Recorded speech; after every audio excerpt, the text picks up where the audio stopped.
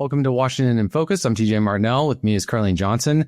6 months after Washington State Governor Bob Ferguson took office with a moderate-sounding tone on politics that encouraged many members of the minority party in Washington State, they're now saying that he's proven to be in lockstep with the majority party in the legislature. Carlene, what gives? Oh, well, I guess the big, beautiful bill is all to blame. But beyond that, So I spoke this week with Senator John Braun, who is lead for the Republicans. So he's the minority for the Senate. And he is pretty upset because he was one of many who early in the session, when they first started working with Governor Ferguson, was encouraged.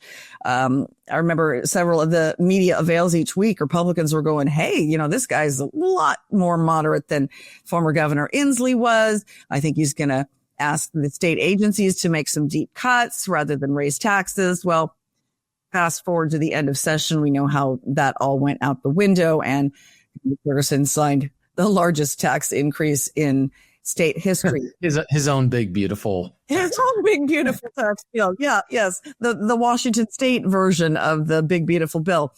And what has Senator Braun upset beyond that now is the fact that ever since, earlier this month when Trump's big, beautiful bill was signed into law, it's been in Washington State, as in many other blue states, couched as the sky is falling. Oh God, what do we do? And Braun's basically saying, well, wait a minute. This is a deflection, in his opinion, to the fact that we've put ourselves in a very difficult financial situation based on the fact that we keep spending, even though we're bringing in, as you've reported on, record revenue. Out of control spending is the issue. So I got to throw this out there. So this is kind of an aside, but it's relevant. Governor Ferguson when he was Attorney General, spent a lot of work preparing legal challenges to Trump in anticipation of what he was going to do.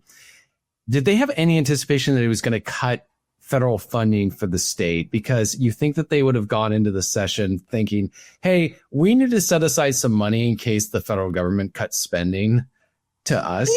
No, you're right, though. They talked about that during the session, and Governor Ferguson had a couple of press conferences during the session before, signing all the tax bills at the end, saying we got to, plan for this. There could be some federal level cuts. They knew it was coming.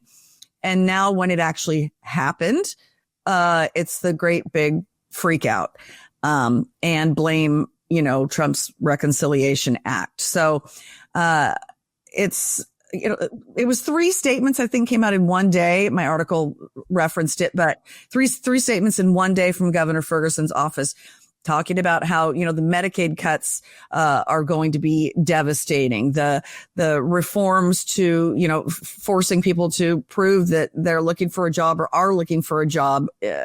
Let's remember, that's how it used to be under former President Bill Clinton, when they made the original reforms to Medicaid benefits. It was, if you're able-bodied, you better be out there, either going to school to better yourself to be eventually employed, or, have a job at least 20 hours a week. Well, that's what we're going back to now. That's just been slowly eroded over the last 20 years.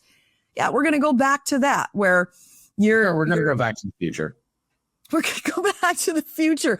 And if you're going to get the SNAP benefits, which is the equivalent of what we used to have for food stamps, you're going to prove that you're actually, attempting to work, or you are working a certain number of hours a week. You're going to have to show that, in fact, you are, it's not the single mom with 4 kids that's going to lose her benefits under the changes to SNAP. So it is, in fact, as Senator Braun put it, fear-mongering. If people would actually read the bill and see what the requirements are, it's not a partisan issue. It shouldn't be a partisan issue when we're expecting people to at least put in the minimum amount of work in order to receive taxpayer subsidies from the federal level and state level.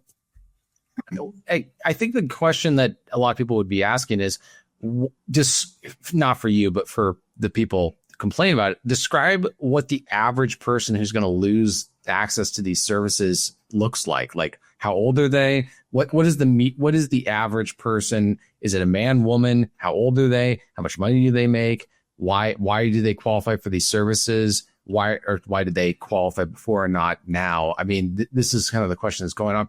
But it also goes back to the issue of they knew this potentially could happen. You'd think that they would, and now the state, not only on top of that, they passed the largest tax increase in state history, as we talked about.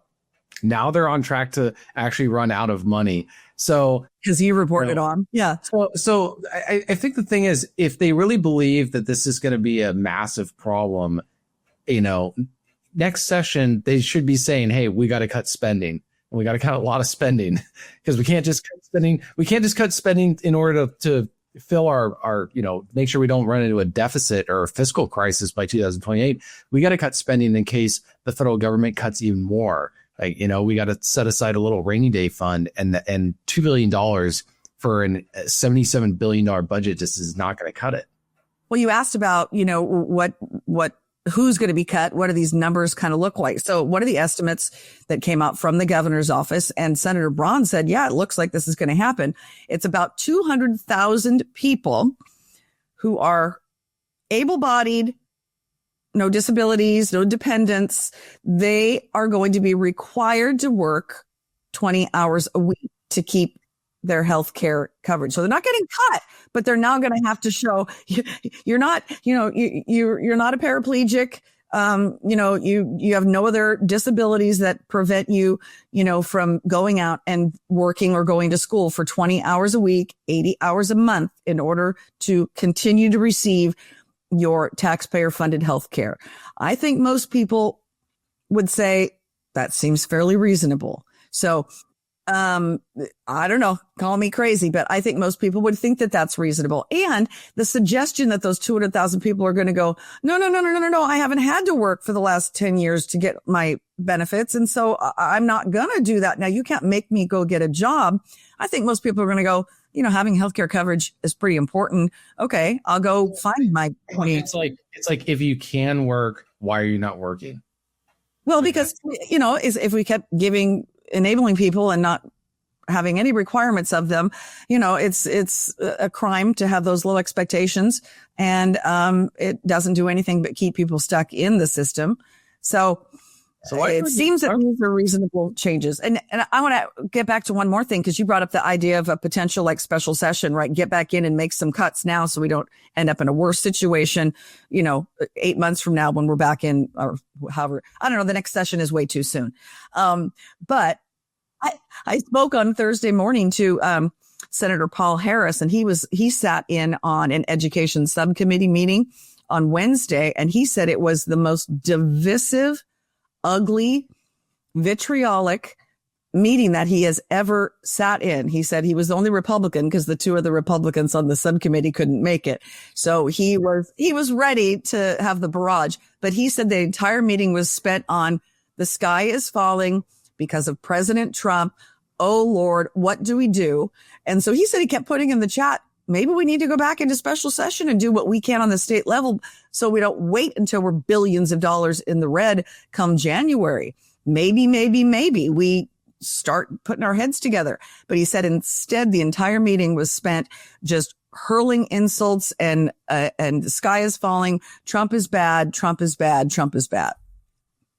Because that's probably, I mean, not to be cynical, but you got to wonder, really, this is at what point do you take responsibility for your end of the budget? I mean, that's the crazy part that just blows my mind. Yeah, you guys are going to have to cut. You guys do have to control your spending, and this sense of entitlement to federal. This is what's so funny about Washington State. They are totally states' rights when it comes to control, but when it comes to the feds giving the money, they basically act like the feds have to give them everything they want and cannot take away anything that every dollar has to be sent to them. You can't cut any spending, but you have no say over how we spend that money. And it's about priorities too, TJ, because you remember what happened last week, when the feds cut Planned Parenthood, right? you instantly had Governor Ferguson saying, okay, well, we're going to take from this pot to make sure that all the Planned Parenthoods in Washington state are good. So he found the $11 million overnight or whatever, moved it from wherever that was to save it. So it's about priorities. So if things are getting cut from the federal level here and they're a priority for the state, he seems to be able to find a pot of money to backfill that. And when it comes to education, some of those federal cuts right now, not happening in states that are abiding by, Title IX and Title VI. It's states like Washington and the Office of Superintendent of Public Instruction that are refusing to comply, that are having those federal dollars withheld at this point. So that's, again, a decision that the state has made to put that money in jeopardy. Go figure. I think what's also crazy is that Washington state has chronically underfunded or undercompensated medical providers for Medicaid to the point where medical providers are not accepting new Medicaid patients. Right. And this is when they're having record revenue levels and they're going to run out of money. And then, the federal government's going to reduce funding to the state, and yet they still manage to find money for Planned Parenthood. It's just like, they're spending or flex priorities, it seems like, but we'll have to keep an eye on this. But thanks, Carlene. Listeners can keep up with this and others at thecentersquare.com. This is your host, TJ Martinell. Thanks for listening to Washington in Focus.